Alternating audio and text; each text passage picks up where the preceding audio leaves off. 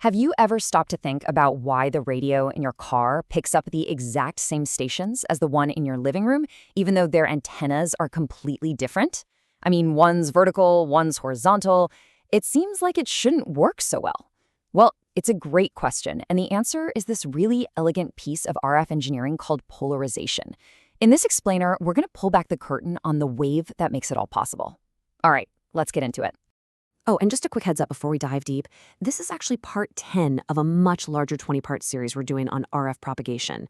It's all based on a fantastic, super detailed report from the RFI detectives over at Virtualization Options LLC. So if this is your world, you're definitely going to want to check out the rest of the series. So let's start with the central mystery, right? You've got your home stereo, maybe it's got one of those classic horizontal T-shaped antennas, and then there's your car with that vertical whip antenna sticking straight up. They are oriented 90 degrees from each other. So how on earth do they both get a crystal clear FM signal? It's one of those things that just works, but behind it is a fundamental problem that needed a really, really clever fix. And to really appreciate just how brilliant that fix is, we've got to go back in time a bit and understand the original problem. This is a classic engineering story, really.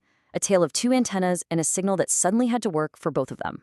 Okay, so check this out. In the early days of FM radio, everything was nice and tidy. The broadcast transmitters sent out horizontally polarized waves. And guess what? The antennas on people's home radios were also horizontal. Everything lined up. It was a perfect match, super efficient. But then, the car radio exploded in popularity, and every car had that vertical whip antenna. All of a sudden, you've got a horizontal wave trying to talk to a vertical antenna. That's not a match. That's a major mismatch. And this problem has a name you all know very well: polarization mismatch. And as you know, this isn't just a minor issue. When your transmit and receive antennas are 90 degrees opposed to each other, perfectly crossed, you hit a deep, deep null. In theory, you get absolutely zero power transfer. No music, just static. A complete communication failure. So, picture being an engineer back then. You're facing a future where every driver on the road is about to lose their radio signal. What do? You can't just tell everyone to change their car antennas. So they did something way smarter. They changed the wave itself. And what they came up with was an ingenious solution that we all still rely on every single day. And that solution is circular polarization, or CP. Now I want you to really visualize this. Instead of a wave that just wiggles up and down or side to side, I want you to imagine a wave that spirals through the air like a corkscrew. That's circular polarization. It's this dynamic, rotating wave that isn't just horizontal or vertical. It's actually both, constantly rotating between the two as it flies through space. And that is exactly why CPI is the perfect fix for this problem. It's so elegant. Because the wave is always spinning, it doesn't matter how the receiving antenna is oriented. Vertical in your car, horizontal at home, it doesn't care. There will always be a component of that signal that aligns with your antenna. It completely sidesteps that dreaded 90-degree total blackout. It's just a brilliant way to guarantee a link. Okay, so this magic corkscrew wave sounds great in theory, but how do you actually make one at the transmitter? You might think it involves some incredibly complex hardware, but the mechanics behind it are actually beautiful in their simplicity. Let's look at how it's done. It really boils down to 3 key steps. First, you need a special antenna, one that can radiate in both the vertical and horizontal planes. Simple enough. Second, you feed both of those elements with the exact same signal from your transmitter.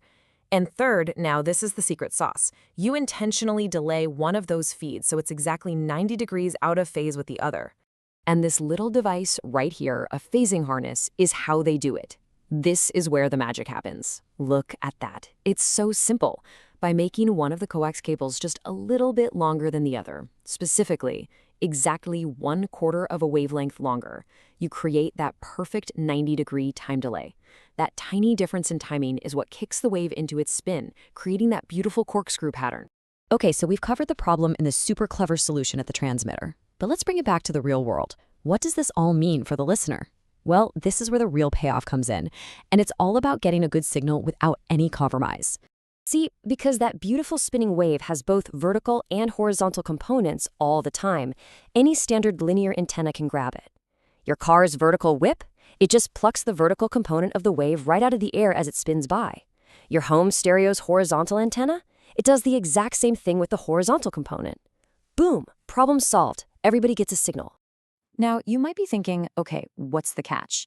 And you're right, there is a small, predictable trade-off. When a linear antenna picks up a circularly polarized signal, there's a characteristic loss of about 3 decibels. But let's be real here. A 3 dB loss is a tiny price to pay to avoid a total signal blackout. It's the difference between turning your volume knob down 1 click versus hitting a wall of static.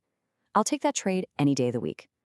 You know, an idea this good, this effective, was never going to stay locked up in just FM radio. The principles of circular polarization have become a fundamental building block for countless modern wireless technologies that we all use every single day, whether we know it or not. Just think about it for a second. GPS satellites are tumbling through space, sending signals to your phone, which could be at any random angle.